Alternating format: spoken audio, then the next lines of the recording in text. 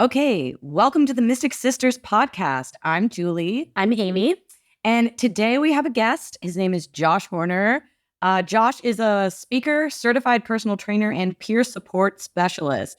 Josh has been a peer support specialist since 2019. A peer support specialist, say that 5 times fast, uses their personal life experience to help individuals who are suffering from mental health issues or disabilities.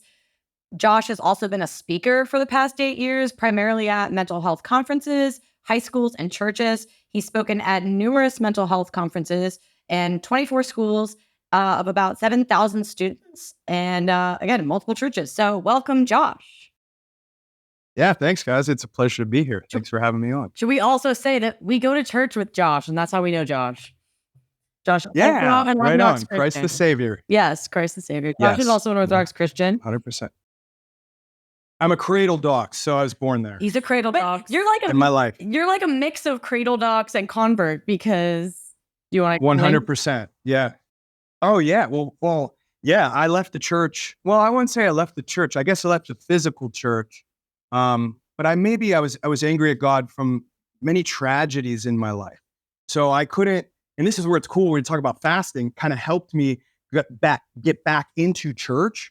But I left the church because I was angry at God for things that had happened in my life, loss of my parents, and fasting and seeking Him brought me back. It's an interesting thing. Maybe we could talk on that. Yeah, let's start there. So you were telling me some really fascinating things about how you got into fasting. Like, why did you start exploring it, and what did you learn about it that made you intrigued by it?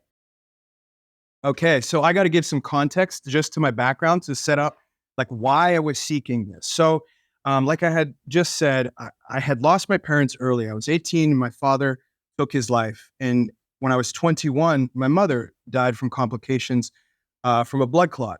And this put me on a path of avoidance. So avoidance and undiscipline. So whatever felt good, I navigated to in my life. And so I started to stumble, and I stumbled a lot. I fell a lot. I was getting in a lot of trouble. And it got to the point where I found myself at a crucial decision in my life, like take care of yourself, man, or stay in jail, or go to all of these places and lose all of these things that I had lost. And so I was really into personal development, and I still am, but this is where fasting kind of came in. So I was seeking level ups, and it's something that I talk about in my speeches to like build yourself, whether that's cognitively, whether that's physically, whether emotionally, spiritually. I was solely seeking physical and cognitive, and maybe a little bit of emotional, but as I went into that way through like the physical, it started to adapt, and I started to see.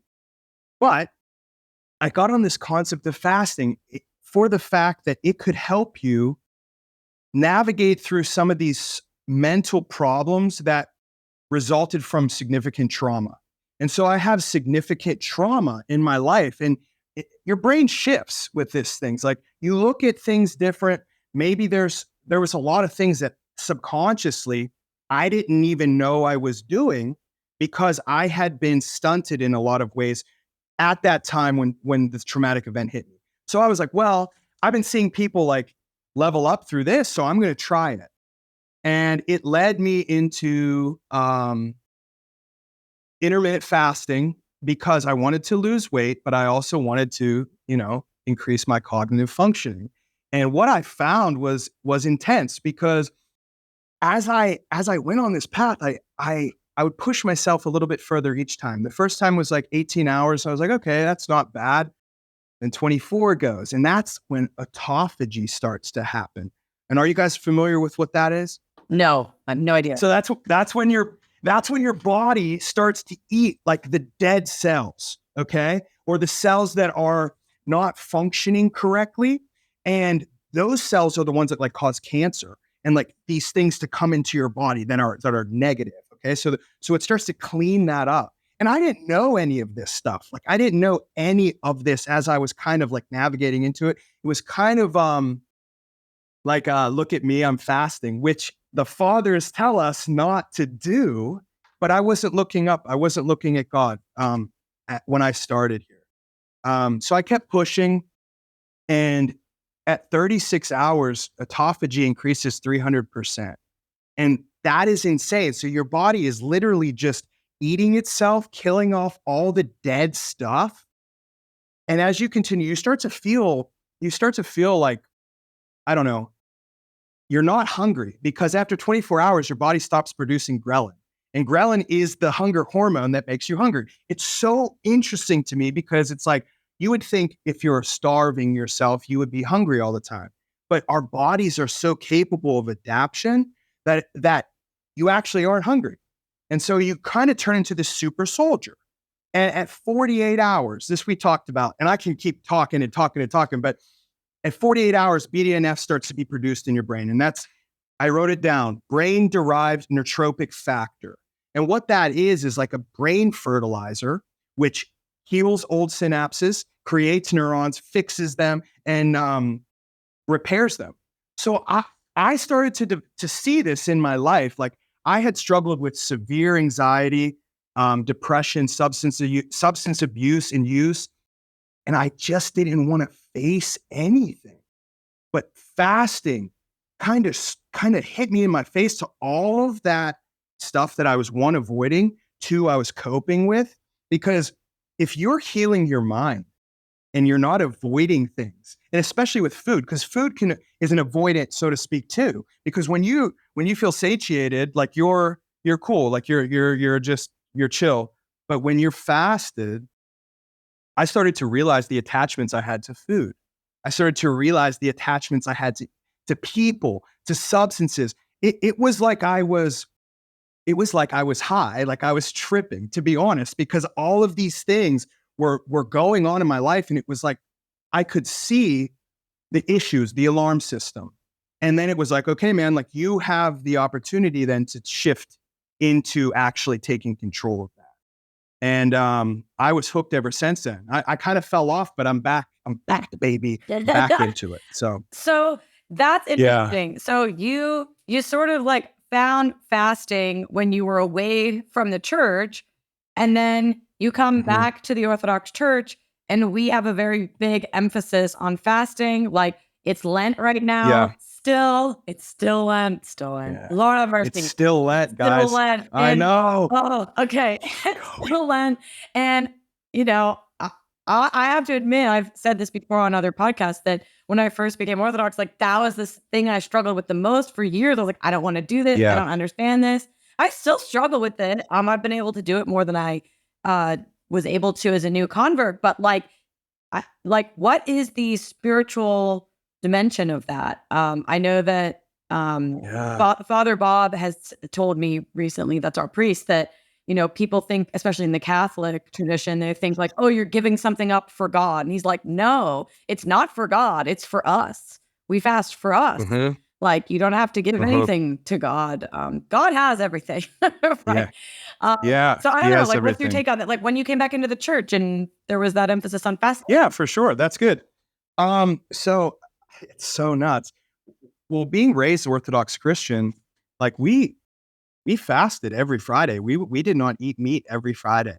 And I, as a young kid, in some of the, I mean, even I've been growing out of this, like I have a rebellious nature. If anyone kind of tells me that I have to do this, and like I wasn't getting good explanations either. So I kind of was just like, you're just telling me not to eat meat. Like, I don't get it. I don't care. I'm going to eat it anyway. And as I fell away, I didn't have any fasting restrictions or anything. And as we come back into the church, or as I come back into the church, which was a beautiful thing. God was working so much in my life, and he still is. But yes, there's a high emphasis on fasting. And I realized that these guys, like Orthodoxy, the saints, the fathers, they were so in tune with Christ because of fasting, because it takes you away from all the things from the world, all the distraction. And when you fast, you realize how much you are dependent on him, and it brings you closer to him. It is so cool. It is like a formula, but it's hard. It's not easy. Anything easy is kind of like, but this takes discipline. This takes strength. This takes faith.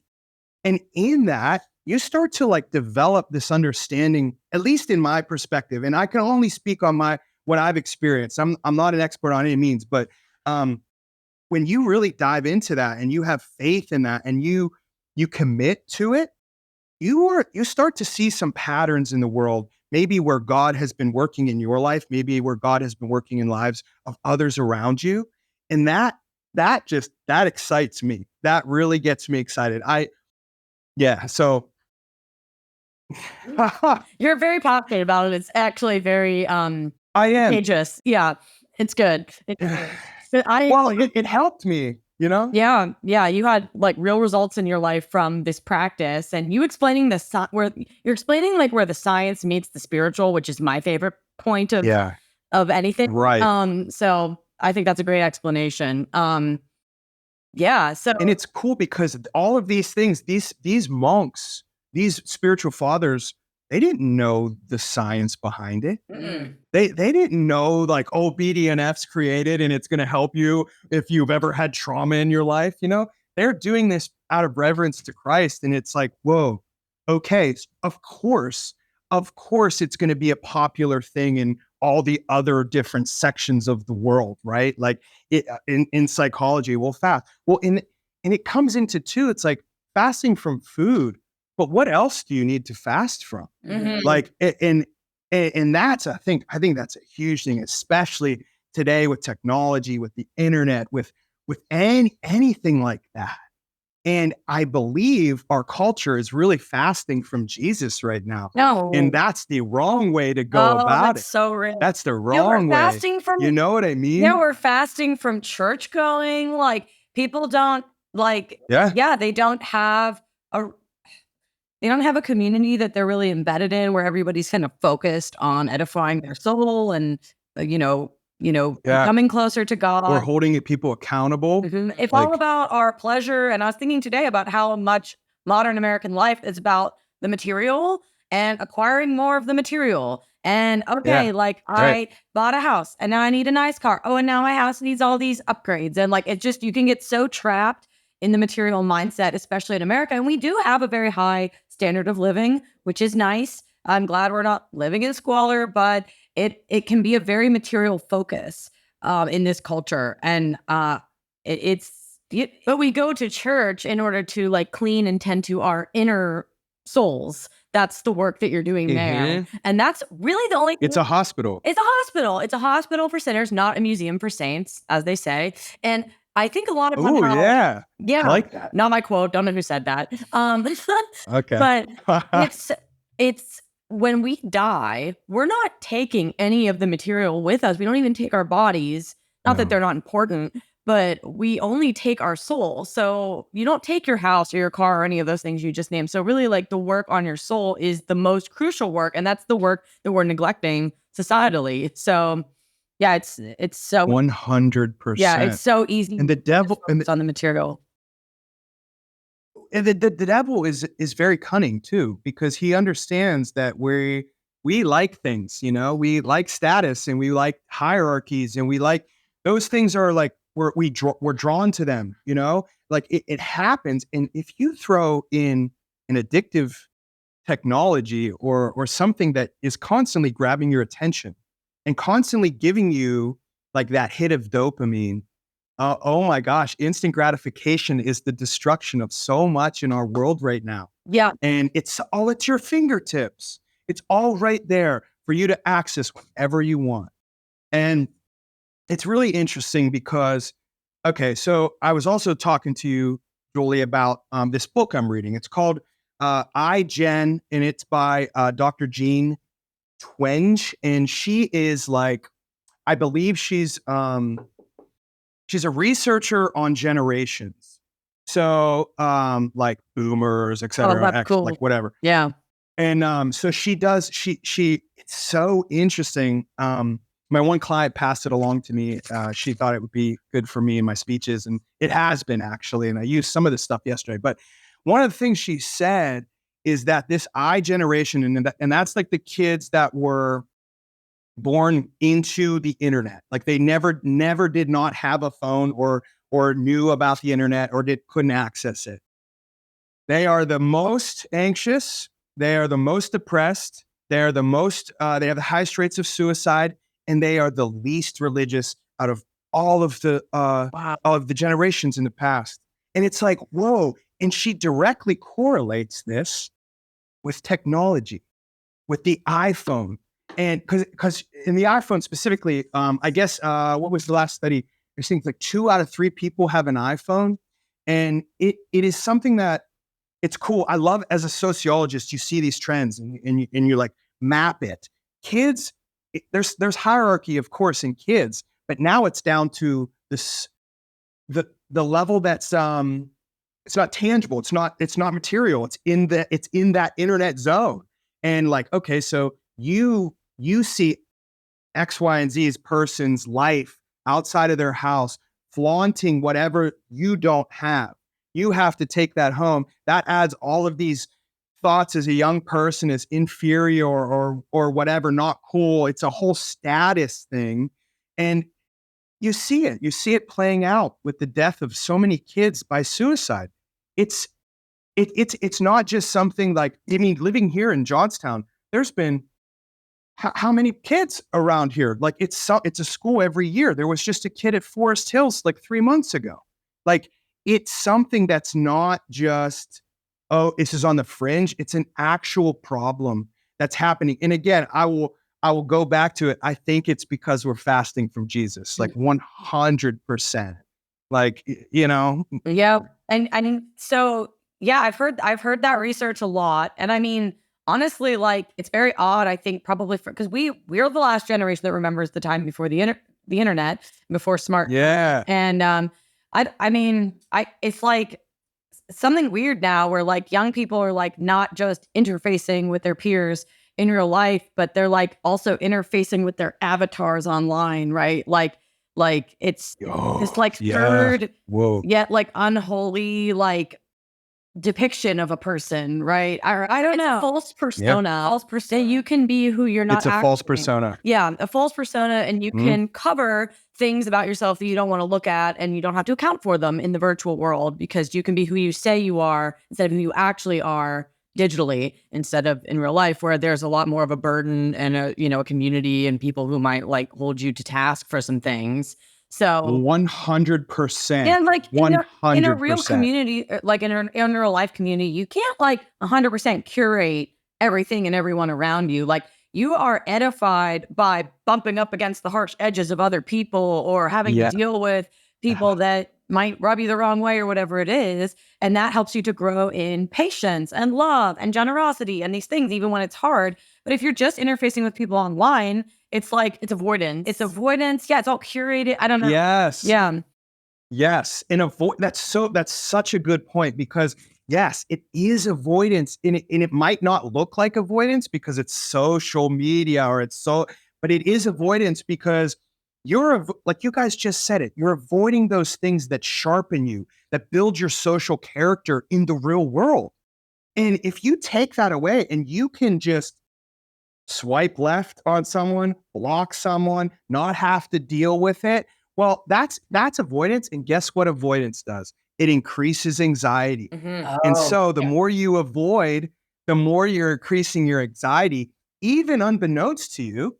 So now you have an anxiety problem. Yep. But you think this is a social, so I need to go into it. This hits me with dopamine, it's like a drug. It really is a drug. Yeah. And these kids are so in their phone, they're not in the world. Yesterday was an interesting speech. So I talked to 1,100 kids, and it's like keeping 1,100 kids of the I generation focused on me for an hour is quite a challenge. And I've noticed that since I started in 2016, it's got progressively harder. Really? And it's weird because this, and like I saw some kids in the way back on their phones, and it's one of these things. When I was in school, I don't know how it was with y'all at Central Cambria, but we weren't really allowed to have cell phones in school. I mean, we had them, but you weren't on them. I'm walking in this high school, everybody in the hallway is like this. Whoa, Like really? I was like blown away. And it was so cool. Like it was, I'll just remember this. I was driving to that school. There was a little kid outside. He had to be like, I don't know, like 7. And his dad was with him and they were at a bus stop. And the little kid was just like this. And like his dad's right there. And it was just one of those pictures like, dude, like it's life is right in front of you. Yeah. But you're like parents are allowing this though. And like that's another point that Dr. Jean talks about. So parents don't necessarily, some parents, we don't leave high school in some ways. Like they want their kid to be popular or cool or fit in like everyone does. So they're just going to feed what's in, and they're feeding them their death almost. Oh, Like it's so like, oh man, it's a big thing. And I don't know if many people, I mean, I hope people are turning onto it or at least trying to shift out of it. But man, if you've been living this life for 13 years with a kid who's about to be 14 and this is all you've been doing, it's going to be pretty hard to say, hey man, we got to regulate this now. And it's like, wait, I've had this 24/7 for the last 14 years. What do you mean? there was It's interesting. there was an article in the New York Times like a couple of years ago about all these tech executives in Silicon Valley who don't let their kids use social media and don't let their kids use these technologies that they go to work every day to develop. I remember that setting off a lot of conversation where it was like these people were the engineers that were going into the office to figure out how to make this stuff addictive, and then they know so much that they're like not letting their kids use it. Yeah, that was depicted in this documentary called The Social Dilemma, and they interview like the guy who invented the like button, you know, and and said they don't let their kids use any social media. So what does that tell you about it? It's like convenient for them because they really just designed it, poisoned everybody, and then retired with their money. Yeah, I was just like make money and peaced out. Yeah, I saw that. Yeah, we actually we saw that documentary last semester. It was in a communications class. We watched it, and it pissed me off, to be honest, because like they had psychologists study addictive things, and they put these addictive factors into social media, and it's like, dude. What is that? Like, it's designed in the way that like slot machines in Vegas are designed. It's very colorful. I've heard that one way to make yourself less addicted to your phone is to desaturate all the colors, so turn it into black and white. That's a good idea. Yeah, because some of the part of the appeal is how stimulating like the colors are in the graphics. So if you dull them down, you'll be less privy to it. But it really is like carrying a drug around in your pocket, like, and it's democratized, like it's mass available, and we have to fight it all the time. Like I'm on my phone too much. I was struggling with it yesterday. I was on my phone way too much, and then I started to get headaches from the blue light. Yeah, and it's a serious problem. And Jonathan Haidt, is that how you say his name? Haidt. I'm not sure. Jonathan Haidt. He's kind of in the IDW, like associated with Jordan Peterson.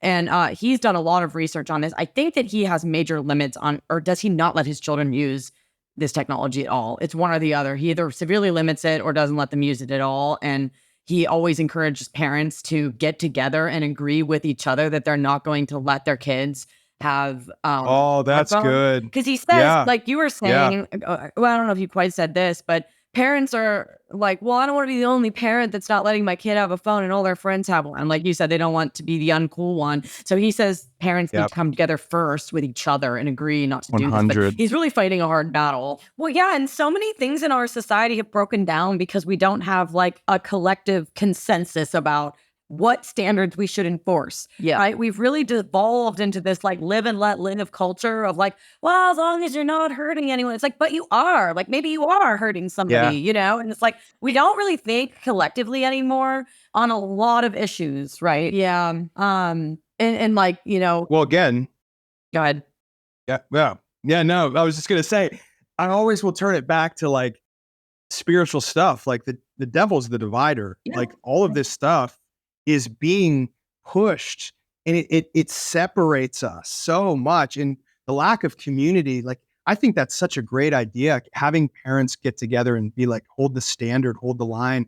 And especially like the culture that we have is so affirming on everything that you want to do that feels good that might not be good for you. Yep. And it's like, Yeah. That's it. Let's expand on that a little bit. Like, because we were talking about that the other day. Like, what do you see? What do you see as the problem with how therapists and mental health practitioners approach people who have anxiety or have depression? Like, what is the modern ethos around mental illness, and why is it so twisted? So, okay. So working in mental health has taught me so much. I mean, I've learned so much, and having like mental health issues that I've had to work out through myself and going to counseling, I've learned many things. Like I've seen many things. I take a lot of notes, and it's like, so, so the one of the main things that I see is this affirming thing where instead of like giving you maybe the piece of bread that might be bitter, it's all this sugar and to make you feel okay and comfortable and it's okay. And of course, this it's almost like a victim mentality. And yo, you will fall that way. It might feel nice to hear these things, but sometimes, most of the time, we need a structure. We need to establish because okay, for my life, for example, a lot of crazy things happen.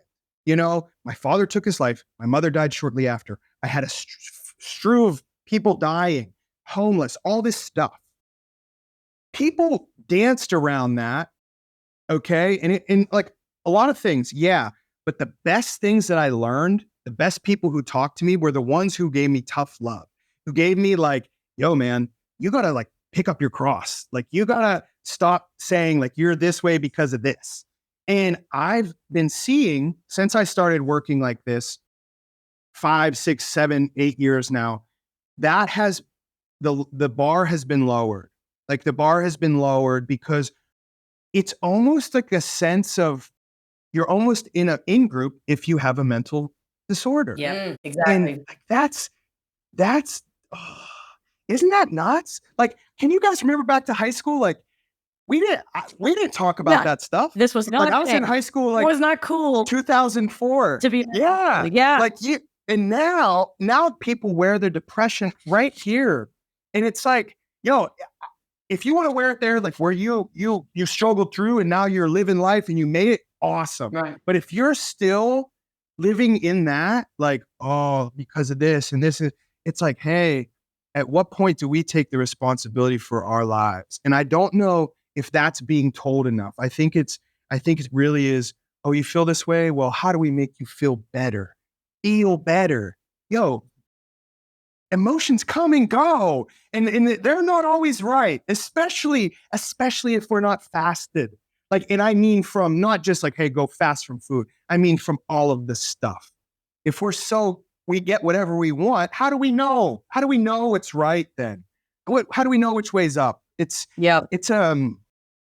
frustrating. I think it's frustrating, so to speak. and what you're pointing to is like a self-indulgence. Like instead of dealing with this hard thing, I'm gonna like indulge that I'm special and like it's all okay. And then I don't have to deal with it. And then I also get social points for being brave enough to admit that I have this. It's all very twisted and it's not actual healing. I think that what started to happen when we were younger is that there was this movement to destigmatize. It was like we remove stigma so the people get help. Sure. But now that like has gone so far that it's now like endorsed. So it's like the thing is that like stigmas are in place around bad things you don't want, things you don't want to be, right? So when you remove stigma, then it's like there's nowhere else for the culture to go than into this realm of like total acceptance, and then total acceptance gets into coddling and enabling, right? And it just like it moved the goalposts have like moved way too far in that direction. And I don't know if you've read up on the different types of cultures that there have been around the world, but you mentioned about how like people now become esteemed if they have mental illness, right? Or if they're a victim, right? Because often the idea also is that you have mental illness because of society. Society's not being good to you. Society's this and that. So that's why you're mentally ill. So we esteem the victim.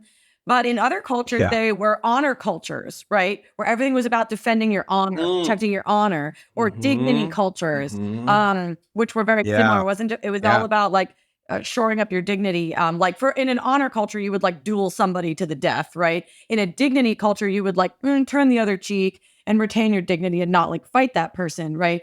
But in a victim culture, you are raised up if you can claim a victimhood status. Whew. Yeah. So that all feeds into how we deal with mental illness today. Yeah. And there's a level of that. So victim, it's so okay. So if you're like a female with mental illness, or say you identify as non-binary, so now you're even more different. Yep. And now you have this. Okay. So that becomes like, Amy, I think you said it's social points. I like that. I think that's a true thing. Like, yeah, those that's interesting to me. And then you throw the internet. So say you're in a high school where, people they're not about that. So you can go to the internet. Like go to the internet. You can find your demographic on the internet. You can live in that. And then you can become completely isolated in the town that you're at. Well, what does that do? Isolation, more anxiety, depression.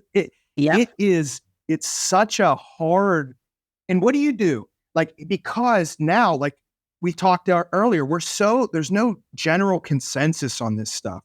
So many people are like, well, we got to be sensitive to, what the kids feel. And then half people are like, no, this is ludicrous. What are we doing? We're hurting kids. Look at the rates it's hard. It's really hard. And I think though, there needs to be some real conversations, some really hard conversations where people look at each other in the eyes. Ugh, I don't know if that can happen, but yeah, I really like that you pointed out that people are opting into internet subcultures and spending all their time there in a virtual subculture, and then it's isolating from them from the people around them. So people are like alone in crowded rooms, right? And it doesn't matter where you live that this can happen. Like you can be a small town or a city and be atomized is what.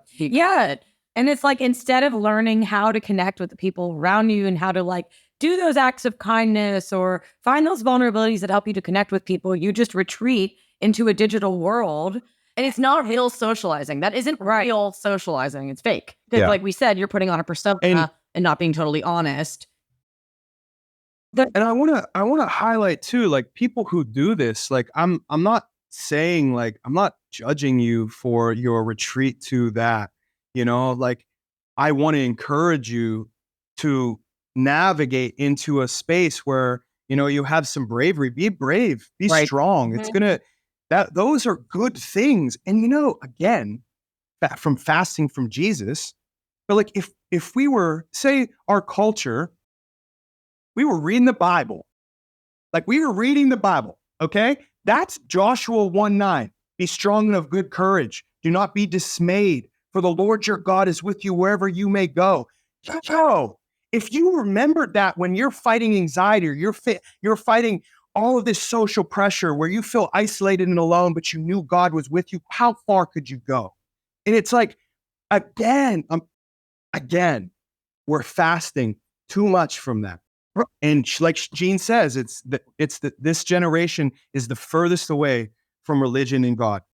Lord have mercy. Right, because if you're only being affirmed in your distortions, you don't have to be brave.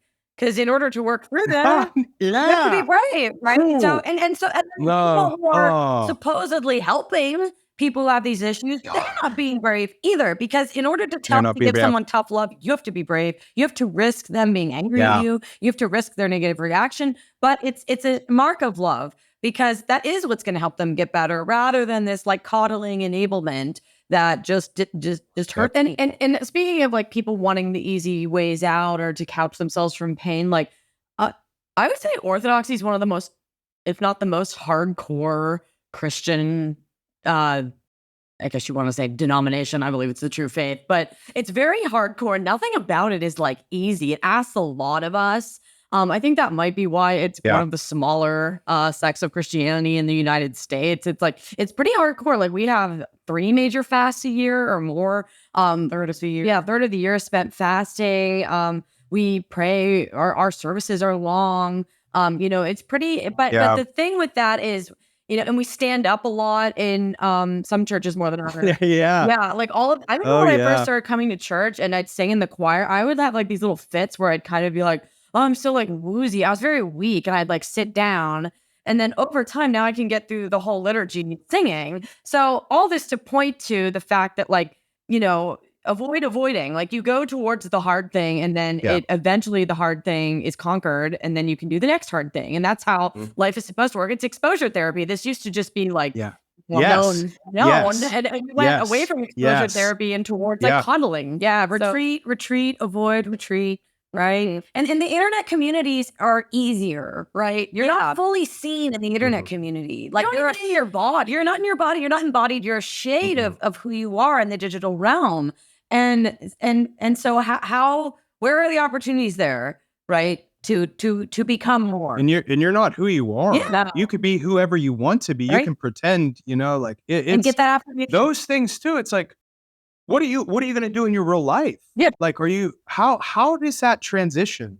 I wonder, like, how does that transition? Like, how can you not have mental health issues if Yes. that's what you're doing? Yeah. If you're playing 2 different people, 3 different people, I don't know how much it goes. It's, oh, yeah.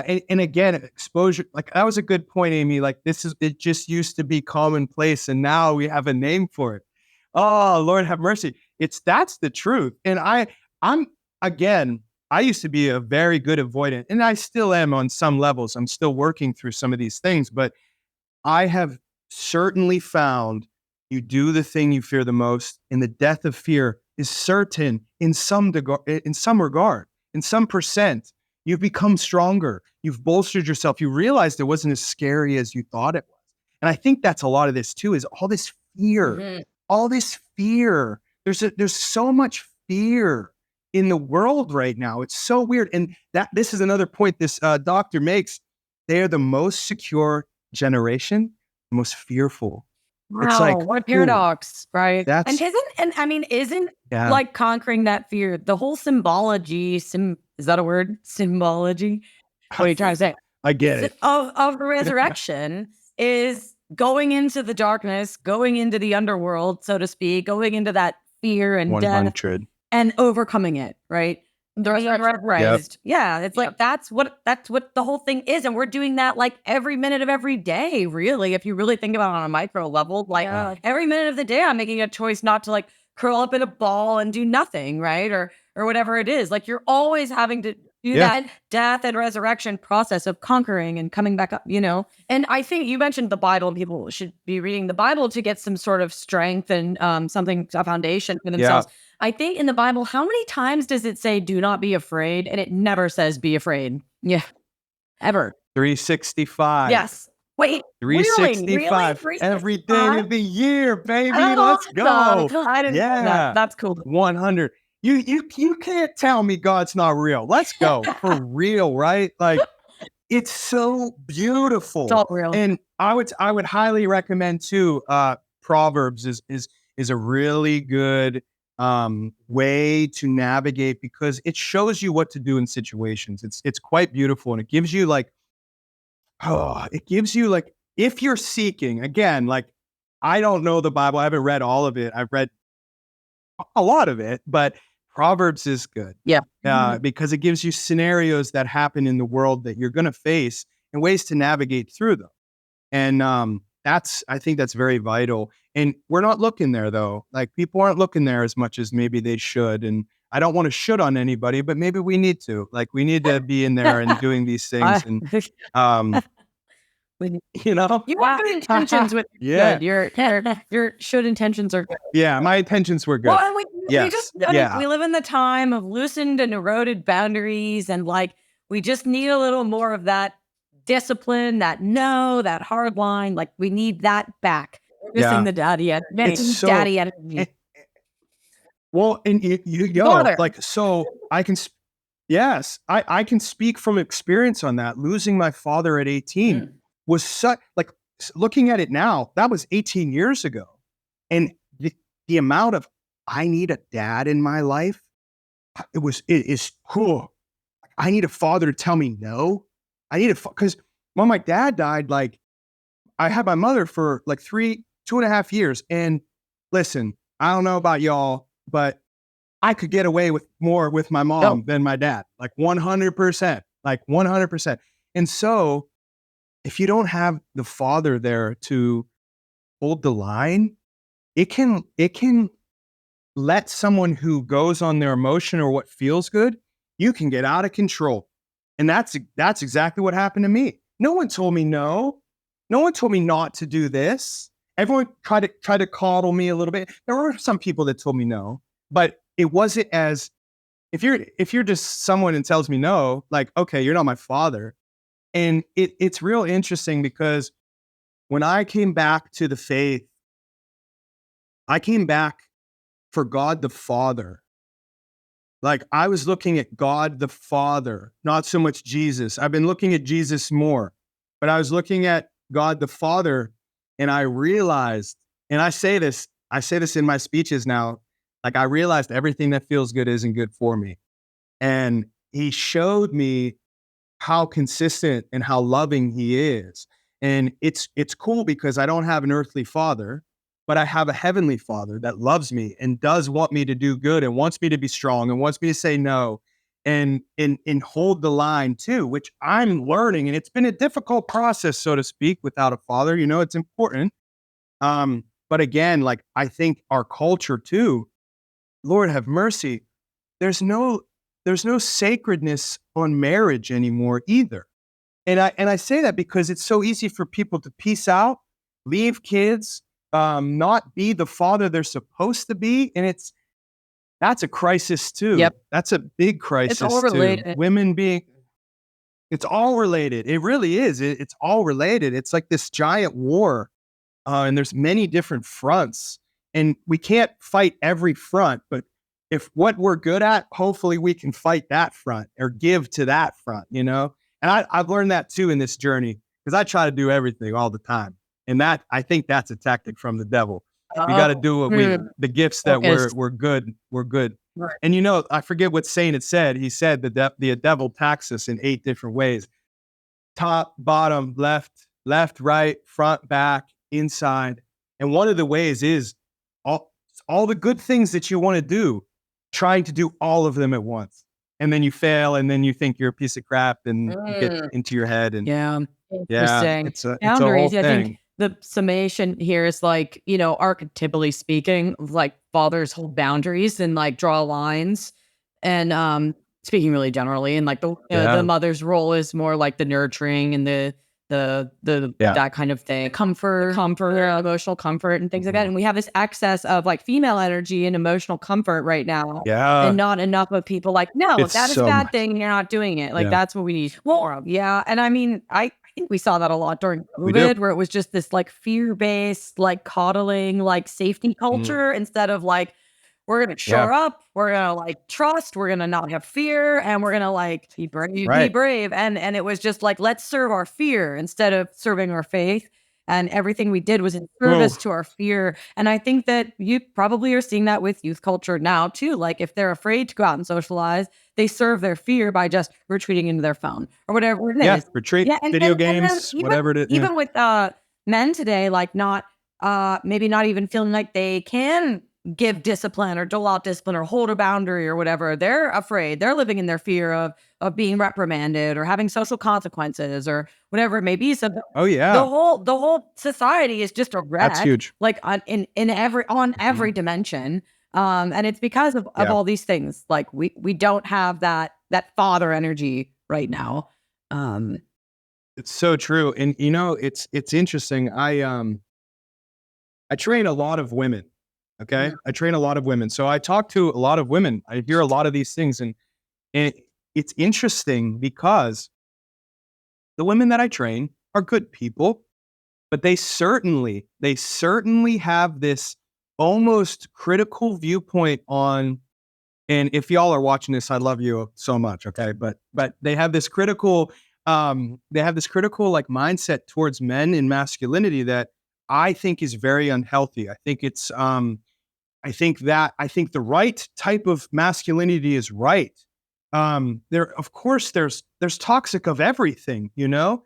But if we try to erase masculinity, Lord have mercy, we're going to destroy ourselves. Mhm. There is a complementary half here, like that's supposed to happen.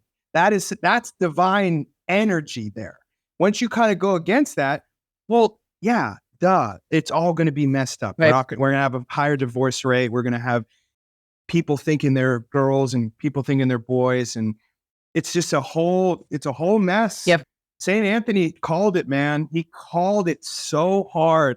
There's going to be a time when people who are sane are called insane, and those who are insane called sane, and they will persecute you because they think you're insane, but you're sane. And Yep. I mean, we're seeing it. Yes. We're seeing a lot of that. Yep. Yeah. Seeing a lot of that right now. It's frustrating though, but I think though, again, I would encourage people to continue, or at least look to Christ, look at the light, look at the good things, because what we look at, we kind of step up into, and it's okay to look at the things that are problems. That's why we have anxiety initially as an alarm system. It's to tell us, oh, there's a problem, there's a thing. Our amygdala is going, there's a lion over here. But if your amygdala is constantly working, well, then you're not making the right decisions at all. Okay. Like you're going to be acting out of fear again. Right. Yep. Lord. So, like, what do you think are overall solutions to this? We touched on a lot of things, but I mean, yeah. Well, so yeah. Like, okay, continue. Sorry, I didn't mean to cut you off. Well, I might be taking it into another topic, but you were talking about people saying they believe in Christ, but not seeking to know him. And so I don't know if that's related to what you see as solutions to all of this, but. Well, I certainly think the number one solution is pursuing Christ with your entire being, like 100%. That is the solution. Now, there's practical stuff that I think can help us get there, even if people aren't necessarily looking at Christ. I think taking care of yourself is very important, very, very important, physically, emotionally, mentally, and pursuing that. Like pursuing that. And again, I can only speak on my own, but I was doing that and I found him. Like I found Jesus through that. In my pursuit, it's so crazy how that happened, but he knows you. God knows our language. He knows how to talk to us. He talks to us in the way that we understand. And if you're listening and if you're seeking, he'll talk to you and he'll show you which way to go. So I think developing an understanding of that is very good. But if you're not there yet, well, okay, take care of yourself physically, because, okay, our culture is so about eating, and nutrition is not good. And our physical bodies aren't that good. We're the most obese country. Like it's a real thing. Yeah. And that now they're finding that has direct correlation with cognitive ability. Yeah. So if you're not taking care of this and you're like, whatever, I still got this. Well, hey, brother, I have something to tell you. You're not operating at the level that you could be because you're not taking care. And it comes down to doing work. It comes down to doing work. You have to do work. You have to be disciplined. I think that is so important. And when you are physically fit, I'm not saying you got to go be a bodybuilder or you got to be the skinniest model out there. I'm just saying when you're capable, when you're living up to where your body can be, you see better, you hear better, you're calmer in yourself. It fights anxiety exponentially and depression. So I think that's a really big thing. I think taking care of ourselves is very, very important. Well, and back to saying, no to things and having boundaries is like our society is saturated with unhealthy food. When you go to the grocery store, you have to mostly say no to what's on the shelf. Right? Yeah. Most of it you have to say no to. Most of it is processed junk. So like just that alone, just grocery shopping is like an exercise in discipline and like discernment, right? I think that a lot of how many people don't know though? No, they don't know. This is what I've realized. I think people think, well, they wouldn't sell it if it was really bad for me. And if someone's regulating that, it's like, no. Well, it's allowed to be sold here in America. Yeah, in Europe maybe. Yeah, and that's why we're so obese. It's like we don't value saying no. We don't value discernment, and we don't value, once again, back to that sort of like collective agreement on things of like, you know what, maybe you shouldn't be allowed to sell a product that has more than double the recommended daily sugar allowance, right? Like why are we even selling products like that, right? So I don't just or diabetes. Diabetes is such is it run type 2 diabetes runs rampant in our culture. Yeah. And Alzheimer's. Yeah. They're finding that all of these things are correlated with food. Yep. It's like, dude. And but again, though, I do think people are starting to wake up to this stuff. Yeah. Like I think because there's a lot of information. There's people like there's good people out there giving a lot of good content. Like Andrew Huberman. I don't know if you guys are familiar with him, but he is a professor at Stanford, and he gives like high level thinking, dumbs it down, and gives it to the masses to educate them so they can make better decisions. I think it's beautiful. I think that's happening, but it's very like, when I was younger, you would hear things like, "Oh yeah, they're trying to get you dumb, dependent, stupid, and fat," and it's like, wait, that's actually true. Yeah. That's actually true Yeah. because Absolutely. yeah, Well, and so that kind of pisses me off. honestly, like people who are in that state who are not good at saying no, who are not personally disciplined, they're not self-governed, they're easier to control. If you don't control yourself, nobody else can control 100%. you. Yeah. Right? And whether that's Satan Yeah. or the government or whatever it is, if you're not self-controlled, you're easier to control. Well, you need to be self-controlled, but also we've created this culture where we put so much of the control onus on the individual, and people do need like leadership. Yeah, and so good, Yeah. good Yeah. like elites, I suppose, to set Yeah. even role Yeah, that models. they can People need trust. role models, but everything is on Yeah. you to fight, and it's tough. I feel for people and how Yeah. atomized they are, and how much burden is on the individual to fight everything. And it's sort of this like we need this like equal balance between the culture and the individual. Culture and the individual. Yeah, the tension. We need the individual to be shored up and strong, but we also need the culture to aid the individual and not equal Yeah, their back. right, Because and it's not. right now, our culture drives you down into hell. Like your culture is supposed to Yeah, elevate yes, it everyone does. and help usher people to heaven and like to the theosis, the And like when cultures do this, like in history, when cultures start to do this, like they fall. They fall, or major things happen. There wars happen, revolts happen, rebellions happen. Like this is not something that's just like, this isn't a big deal. This is a big deal. yeah. Like people are dying, people are deceived. Like you're being controlled by factors that you're not even really aware of. And that's, Lord have mercy. I wish I could do more. I want to. That's why I go to speak to kids. Like I love to talk to kids. I want to shake them and wake them up. Put your phone down. Get into the world. Get active. Make decisions for yourself. I think that's an important thing to do. I'm all about prevention, but I wanted to talk about what you said about people know Jesus or people believe in Jesus, but they don't know him. I think that's a good thing because people can say they believe in him, but without knowing him. Like, and he even says, like, I forget the Bible verse, but where they come in, where they're at the gates, and he's like, "Get away! I didn't even know you." Yep. And like, you can say, like, you believe in Jesus. Like, well, I believe that so and so is alive, or I believe in this food is going to help me, whatever. But if you don't know, and knowing takes action, like knowing takes pursuit. Like you must make a decision to know somebody. Like I can say I know you guys and never meet you once. Like I say I believe in you, but I don't know you because I haven't taken any steps to get to know you, to see what you're about, what you like, all these things. That's the same thing with Jesus. It's like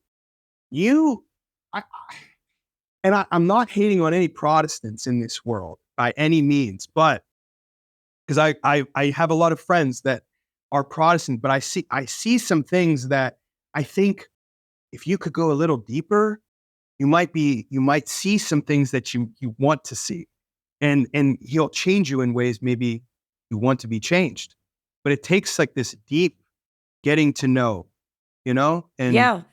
I think that's an interesting point. Yeah, we were talking about that because I know that you've spent time around like Protestant churches, and I had a brief period of my life where I was as well. And this idea that it's like a one and done, you're saved, it's done thing as soon as you believe, is odd. It always struck me as odd because it almost struck me as nihilistic, because it's like I have all this life left to live, right? And I'm gonna always have to be striving and watching I don't fall off the path and getting to know who God is, right? And what he wants and how to be better. And it's not a one and done thing. And so I think the way that it's an interesting. and the way that my priest explained it to me is that like we were saved, Who's your priest? we're being saved, and we will be saved. Yeah. It's like all the time in one thing. It's not like, when were you saved?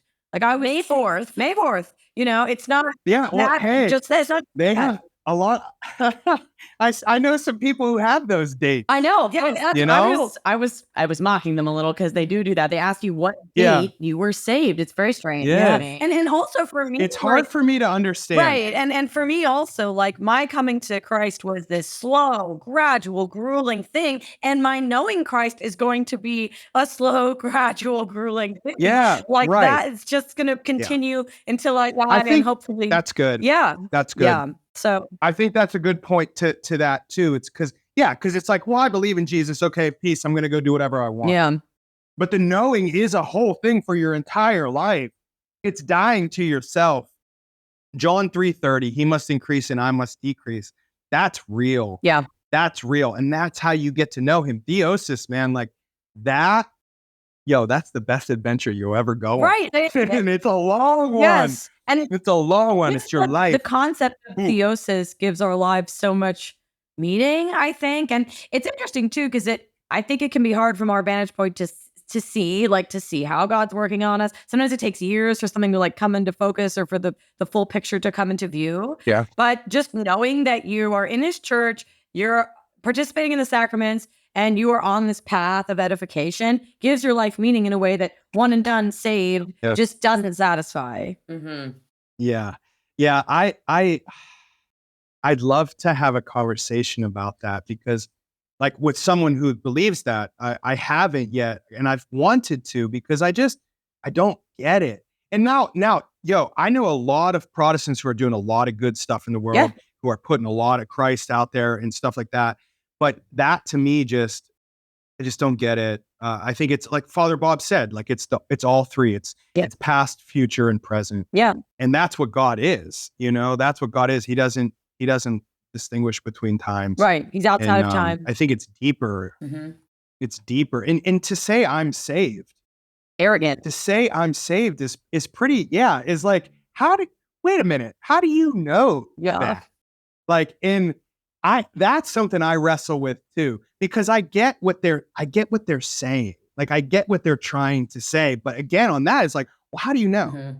Well, okay. Like it's, but I say so. It doesn't leave self-focused. Yeah, kind of. Right. And I have to mention this too. I've been seeing a lot. One thing I love about Orthodoxy that I think is very valid is that, there is hierarchy, but it's not like, it's not like come to like our priest, Father Bob's service. Mm-hmm. It's not necessary. It's not that. It's come to the divine liturgy. But I see in like the Protestant world, they use like their name and then put ministries after it. Mm. And it's like, whoa, wait a minute. I thought we're supposed to do Jesus Christ's ministry here. Mm. And like, when we that to me, and like, they could be solid and all that and do a lot good. But I think when we start to elevate ourselves and like that's a dangerous thing. Yeah. It's a dangerous thing. Like, well, even sola scriptura, right? This idea that like the Bible is the only authority lends itself to all these like individual interpretations of the Bible, right? It's one of the easiest critiques of Protestantism, but it's true. It's like if it's just about us and there's no broader church or tradition or church fathers or inheritance or whatever it is, apostolic trust, and it just becomes about me and my interpretation and what I think this verse means, and then that gets obviously hairy, and then you get all these. It's very American, isn't it? So America is a very Protestant country. You can see how these individualism problems, because this was a Protestant country, it came from Protestant, which is only as Wow. old as like the 1500s. Well, like people don't know this, but our like Supreme Court is modeled after is it the Methodist? The way that they've structured their church, they have like a council and like judge. If there's like an issue in the church, they have like councils and it goes up the chain, right? And it's like our legal system is very Wow. similar. Yeah. So there's just there are the ways in which America is very individualistic, and also tends to have that focus on the material, and it's just lacking in these like deeper traditions, these that we find in the Orthodox Church. I mean, the symbolism is kind of cut out of things are very literal. Yeah.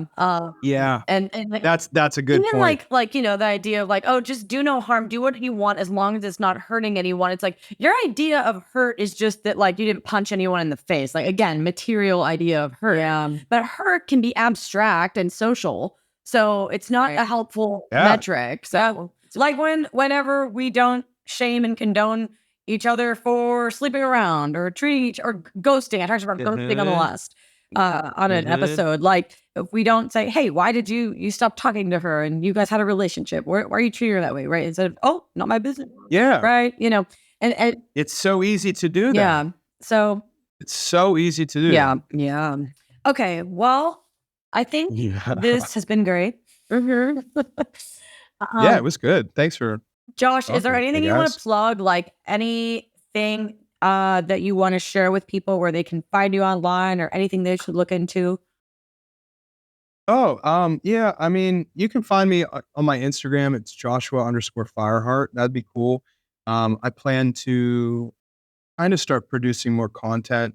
I'm rebranding my podcast to Fireheart Productions. Nice.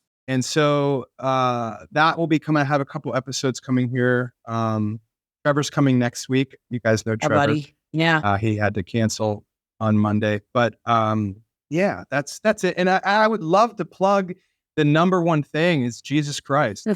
Like 100%. Like that's awesome. Like look to him. You know what I mean? Like look to him for all of it. Mm-hmm. He's the way, the truth, and the life, you know? Mm-hmm. That's awesome. Well, thank you, Josh. Hey, we'll see you at church. You're very welcome.